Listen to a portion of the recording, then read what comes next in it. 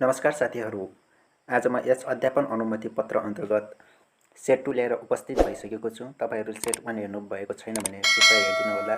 तपाईँहरूले एउटा पढेर मात्रै हुँदैन, त्यसका लागि आफूले के कति जानेको छु भनेर मूल्याङ्कन गर्नका लागि सेटहरूको प्र्याक्टिस गर्नु आवश्यक देखिन्छ। प्रश्न नम्बर 1 मा रहेको छ, विद्यालय शिक्षाको योग्यता परीक्षण गर्ने काम कुन निकायको हो? यसको सही एन्सर रहेको छ पाठ्यक्रम विकास केन्द्र। अप्सन ग। पाठ्यक्रम विकास केन्द्र चाहिँ विद्यालय शिक्षाको योग्यता परीक्षण गर्ने काम हो। प्रश्न नम्बर 2, विद्यालयको सामाजिक परीक्षणले कुन कुराको परीक्षण गर्दछ? विद्यालयको सामाजिक परीक्षणले कुन कुराको परीक्षण गर्दछ? यसको एन्सर रहेको छ, सही एन्सर रहेको छ बी, विद्यालयको समग्र गतिविधिहरू। साथीहरू, तपाईँहरूले यो भिडियो स्किप गरेर पनि तपाईँहरू गेस गर्न सक्नुहुन्छ आफ्नो जानेको अप्सनहरूलाई। म प्रश्न नम्बर 3 तर्फ गएँ। सबै तहको शिक्षालाई प्रतिस्पर्धी, प्रविधि मैत्री, रोजगारमूलक र उत्पादनमुखी बनाई देशको आवश्यकता अनुरूपको मानव संसाधन विकास गर्ने कुरा राष्ट्रिय शिक्षा नीति 2076 को डर हो। यसको सही एन्सर रहेको छ, लक्ष्य रहेको छ। अब त्यस्तै प्रश्न नम्बर 4 को रहेको छ, अनिवार्य तथा निःशुल्क शिक्षा सम्बन्धी ऐन 2075 ले कति वर्ष उमेर समूहका बालबालिकालाई अनिवार्य आधारभूत शिक्षा प्रदान गर्ने व्यवस्था गरेको छ त? यसको सही एन्सर रहेको छ 4 को अप्सन ए, 4 वर्षदेखिका 13 वर्षसम्मका बालबालिकालाई अनिवार्य तथा निःशुल्क शिक्षा प्रदान गर्ने व्यवस्था गरेको छ। प्रश्न नम्बर 5, राष्ट्रिय शिक्षा पद्धतिको योजना 2028 चितवन र कास्कीमा कहिलेदेखि लागू भएको थियो? यसको सही एन्सर रहेको छ 2028 7 महिना 15 गतेदेखि लागू भएको थियो। साक्षरतामा 3Rs भनेको के हो? साक्षरतामा 3Rs भनेको, यसको सही एन्सर रहेको छ 6 को ख, रिडिङ, राइटिङ एन्ड अर्थमेटिक रहेको छ।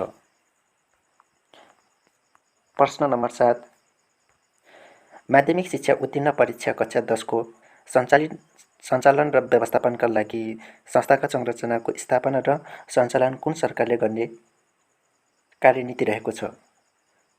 माध्यमिक शिक्षा उत्तीर्ण परीक्षा कक्षा 10 को सञ्चालन र व्यवस्थापनका लागि संस्थागत संरचनाको स्थापना र सञ्चालन कुन सरकारले गर्ने कार्यनीति रहेको छ?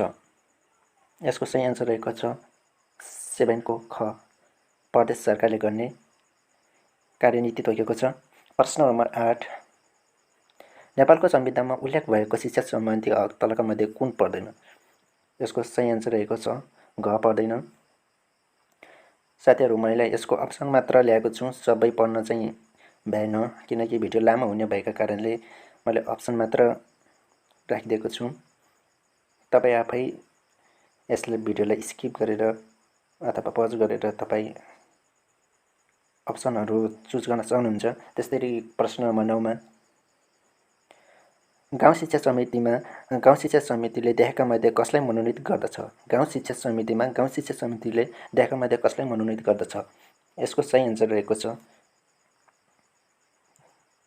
9 को क, अपाङ्गता भएका विद्यार्थी मध्येबाट यसको सही एन्सर रहेको छ। प्रश्न नम्बर 10, सामाजिकीकरणको अनौपचारिक निकाय कुन हो? सामाजिकीकरणको अनौपचारिक निकाय कुन हो? यसको सही एन्सर रहेको छ ग, 10 को ग, घर र घर परिवार रहेको छ। त्यस्तै प्रश्न नम्बर 11, विद्यालय सुधार योजना निर्माण गर्ने पद दायित्व कसको हो? विद्यालय सुधार योजना निर्णय गर्ने पद दायित्व कसको हो त? यसको सही एन्सर रहेको छ प्राध्यापकको रहेको छ। प्रश्न नम्बर 12, शिक्षाको गुणस्तर कायम गर्ने सम्बन्धमा शिक्षक अभिभावक सङ्घ सङ्गठन गर्ने काम कसले गर्दछ? 12 को सही एन्सर रहेको छ क, विद्यालय व्यवस्थापन समितिको रहेको छ। त्यस्तै गरेर प्रश्न नम्बर 13, गाउँ नगर शिक्षा योजना निर्माणका थालनी कुन योजनाले गरेको हो? गाउँ नगर शिक्षा योजना निर्माणका थालनी कुन योजनाले गरेको हो त भनेपछि यसको सही आन्सर रहेको छ अप्सन घ आधारभूत तथा प्राथमिक शिक्षा कार्यक्रम दोस्रो। प्रश्न नम्बर 14 कक्षा शिक्षणको फाइदा कुन हो? कक्षा शिक्षणको फाइदा कुन हो त? यसको सही आन्सर रहेको छ 14 को ख समय तालिकाको लचिलो। प्रश्न नम्बर 15 विद्यालय सुधार योजनाको निर्माणको क्रममा पहिलो कार्य ढाँचाको आधार कुन हो? यसको सही आन्सर रहेको छ 15 को ख विद्यालयको स्पष्टीकरण चाहिँ यसको सही आन्सर रहेको छ। प्रश्न नम्बर 16 वार्षिक कार्यतालिकामा कुन कुराको समावेश हुँदैन? वार्षिक कार्यतालिकामा कुन कुराको समावेश हुँदैन? यसको सही आन्सर रहेको छ शिक्षणका उद्देश्य चाहिँ समावेश हुँदैन। प्रश्न नम्बर 17 तलका मध्ये कुन सिकाइ सिद्धान्तलाई उत्तेजना र प्रतिक्रियाको सिकाइ सिद्धान्तको रूपमा समावेश गरिएको छ? तलका मध्ये कुन सिकाइ सिद्धान्तलाई उत्तेजना र प्रतिक्रियाको सिद्धान्तको रूपमा समावेश गरेको छ त भनेपछि 17 को सही आन्सर रहेको छ क शास्त्रीय सम्बन्ध। त्यस्तै गरी प्रश्न नम्बर 18 मानव वृद्धिसँग कुन कुरा सम्बन्धित छैन? मानव वृद्धिसँग कुन कुराको सम्बन्ध छैन? यसको सही आन्सर रहेको छ 18 को ग गुणात्मक परिवर्तन चाहिँ यससँग सम्बन्धित छैन। प्रश्न नम्बर 19 पुनर्बल कुन सिकाइ सिद्धान्तसँग बढी सम्बन्धित छ? यसको सही आन्सर रहेको छ कार्यप्रयोग सम्बन्धसँग। प्रश्न नम्बर 20 आधारभूत तह कक्षा 6 देखि 8 सम्मको स्थानीय पाठ्यक्रमको वार्षिक कार्यघण्टा कति रहेको छ त? यसको सही आन्सर रहेको छ ग 128 घण्टा। 128 घण्टा चाहिँ वार्षिक कार्यघण्टा रहेको छ कक्षा 6 देखि 8 सम्मको। प्रश्न नम्बर 21 पाठ्यक्रम पाठ्य सामग्रीको मुद्रणीय प्रति कसले तयार गर्दछ? पाठ्यक्रम पाठ्य सामग्रीको मुद्रणीय प्रति कसले तयार गर्दछ? यसको सही आन्सर रहेको छ 21 को ग पाठ्यक्रम विकास केन्द्रले। अब त्यस्तै अर्को क्वेसन रहेको छ प्रश्न नम्बर 22 मा नेपालमा पाठ्यक्रम विकासका चरणहरू डर रहेका छन्। यसको सही आन्सर रहेको छ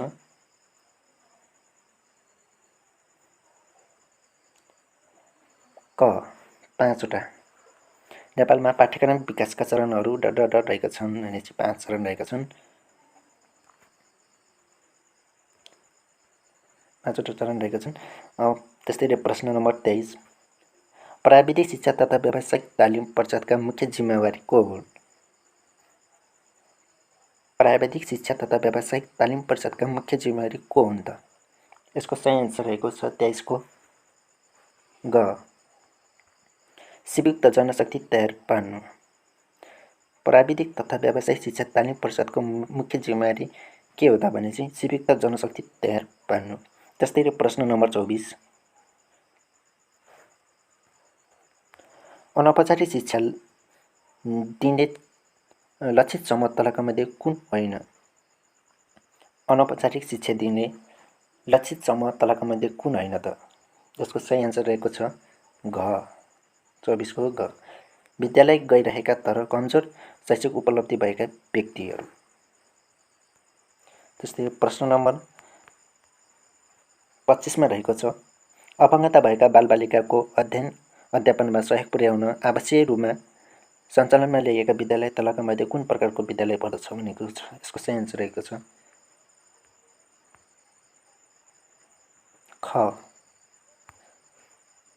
विशेष विद्यालय चाहिँ यस अन्तर्गत पर्दछ। त्यस्तै गरेर प्रश्न नम्बर 16 मा रहेको छ दिगो विकासका लक्ष्य एसडिजी नम्बर 4 अन्तर्गत कति टार्गेट एन्ड इन्डिकेटर रहेका छन् त? यसको सही आन्सर रहेको छ 26 को ए 7 टार्गेट एन्ड 43 इन्डिकेटर रहेका छन्। त्यस्तै प्रश्न नम्बर 27 मा रहेको छ व्यवहार कुशल सिपको उदाहरण कुन हो? व्यवहार कुशल सिपको उदाहरण कुन हो? यसको सही एन्सर रहेको छ 27 को ग। डाक्टरले बिरामीलाई मनोवैज्ञानिक परामर्श दिनु। डाक्टरले बिरामीलाई मनोवैज्ञानिक परामर्श दिनु। यस्तै गरेर प्रश्न नम्बर 28 मा रहेको छ दिगो विकास लक्ष्यले कहिलेसम्मका लागि लक्ष्य निर्धारण गरेको छ? दिगो विकास लक्ष्यले कहिलेसम्मका लागि लक्ष्य निर्धारण गर्ने भनी तोकेको छ त? यो सन् 2030 सम्म चाहिँ तोकेको छ। त्यस्तै प्रश्न नम्बर 29 मा रहेको छ अध्यापन अनुमति पत्रको व्यवस्था कहिलेदेखि गरिएको हो? अध्यापन अनुमति पत्रको व्यवस्था कहिलेदेखि गरेको हो? यसको सही एन्सर रहेको छ विक्रमसम्म 2058 सालदेखि यसको व्यवस्था गरेको हो। त्यस्तै प्रश्न नम्बर 30 मा रहेको छ माध्यमिक तह कक्षा 9 देखि 12 सम्ममा कम्तीमा कति शिक्षक दरबन्दी राख्ने व्यवस्था छ? यसको क रहेको छ 8 जना शिक्षक राख्ने हुने व्यवस्था गरेको छु।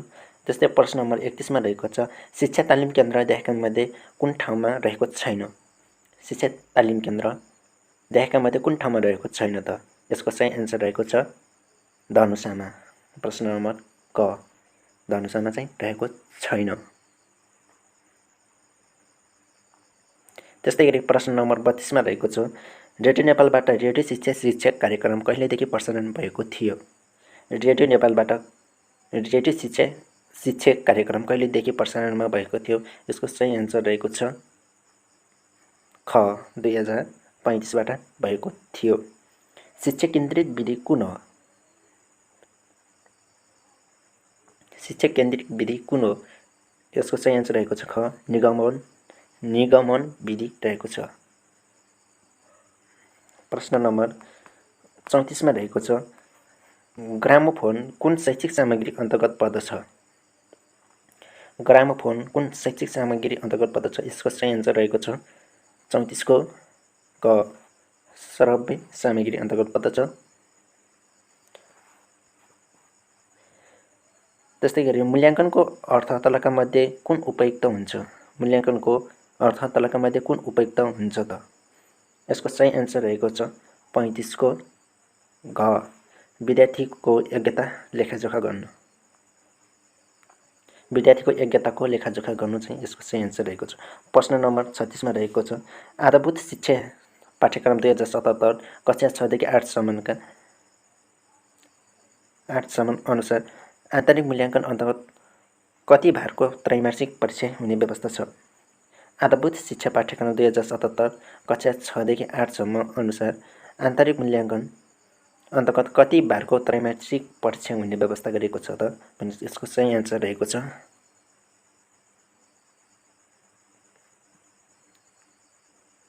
ख 10% आन्तरिक त्रैमासिक परीक्षाको व्यवस्था हुने गरेको छ 10% रहेको छ। त्यस्तै प्रश्न नम्बर 37 मा रहेको छ लेटर ग्रेडिङ निर्देशिका 2078 अनुसार कति वर्गलाई डी ग्रेडमा ग्रेडिङ गरेको छ त? यसको सही एन्सर रहेको छ 35 देखि 40 लाई डी ग्रेडिङमा व्यवस्था गरेको छ। त्यस्तै गरी प्रश्न नम्बर शिक्षण योजना निर्माण गर्न सक्ने कुरा शिक्षक सक्षमताको कुन मापदण्ड अन्तर्गत पर्दछ? यसको सही एन्सर रहेको छ ख चाहिँ शिक्षण विधिसँग सम्बन्धित ज्ञान रहेको छ। प्रश्न नम्बर 30 मा रहेको छ मामला अध्ययनको प्रयोग सर्वप्रथम कसले गरेका हुन्? मामला अध्ययन सर्वप्रथम कसले प्रयोग गरेका हुन् त? यसको सही एन्सर रहेको छ फ्रेडरिक लिप्लेले गरेका हुन्। प्रश्न नम्बर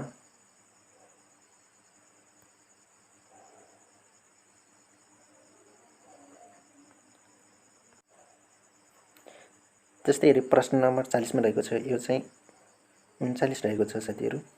प्रश्न नम्बर 40 मा रहेको छ व्यावहारिक अनुसन्धानको मुख्य प्रयोजन के हो? व्यावहारिक अनुसन्धानको मुख्य प्रयोजन के हो त? यसको सही एन्सर रहेको छ 40 को घ समस्या समाधानका लागि सुझाव दिनु। प्रश्न नम्बर 41 विद्यालयलाई आवश्यक स्रोतको पहिचान र विनियोजन गर्दा प्रमुख आधार डडरलाई लिन्छ। विद्यालयलाई आवश्यक स्रोतको पहिचान र विनियोजन गर्दा प्रमुख स्रोत डडेलालाई लाग्छ। यसको सही एन्सर रहेको छ शैक्षिक तथ्याङ्क घ। अब त्यसरी अर्को प्रश्न रहेको छ प्रश्न नम्बर 42। सिकाइमा निम्नवादको सिद्धान्त डडेलबाट प्रदान हुन्छ। यसको सही एन्सर रहेको छ ग आफैले गरेको अनुभवका आधारमा। अब त्यस्तै गरी प्रश्न नम्बर 43 मा रहेको छ मास्लोको आवश्यकताको श्रृङ्खलामा स्नेह र अपनत्व कुन तहको श्रृङ्खलामा पर्दछ। यसको सही एन्सर रहेको छ तेस्रो तहमा पर्दछ। युनेस्कोका अनुसार 4 पिलर अफ एजुकेसन कुन कुन हुन् त। 4 पिलर अफ एजुकेसन, यो एन्सर भेरी इम्पोर्टेन्ट छ। यसको सही एन्सर रहेको छ ख जान्नका लागि, गर्नका लागि, सँगै जिउनका लागि र हुनका लागि सिकाइ। यो ख नम्बरको रहेको छ। जान्नका लागि, गर्नका लागि, सँगै जिउनका लागि र हुनका लागि सिकाइ।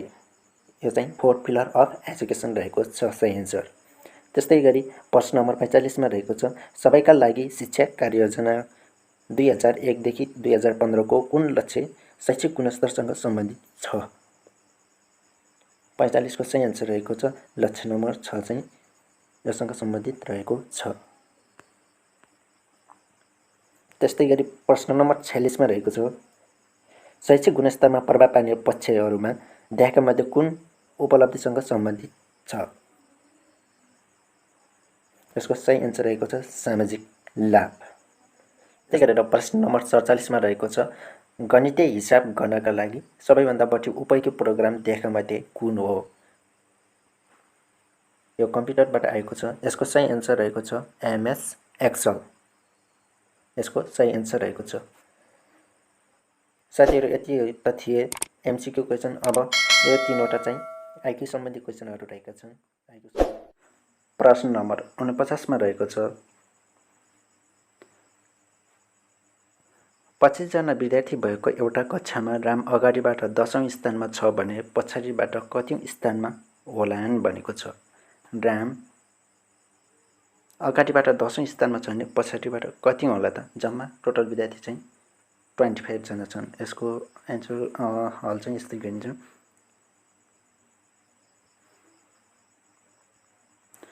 Total student is equals to 25। 25 जना रहेका छन्। राम अगाडिबाट 10औं स्थानमा रहेको छ। राम अगाडिबाट 10औं स्थानमा रहेको छ।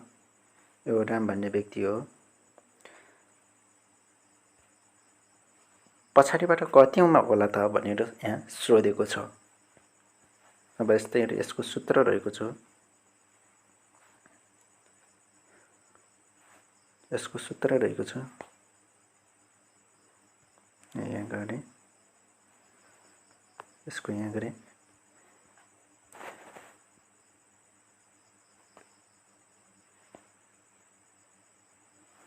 Total student is equals to 25 रहेको छ।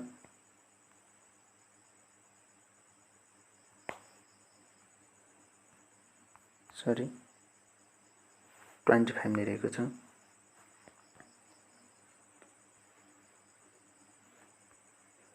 Total student is equals to 25।